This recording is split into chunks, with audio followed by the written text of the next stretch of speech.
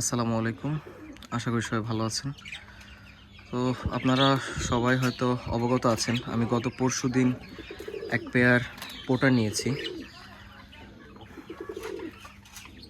তো এই পোটারটা এনেছি মাত্র 2 দিন হয়েছে।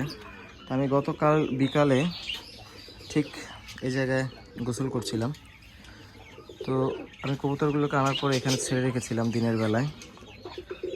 তো বিকালে ঠিক ফিমেল পোটারটা দেখলাম যে এখানে ডিম পেড়ে দিয়েছে। তো এটা হচ্ছে সেই ডিমটা। তো আমি প্রস্তুত ছিলাম না, বা আমি ওইভাবে পোটারের বা কবুতরের জন্য ঘরও রেডি করতে পারিনি।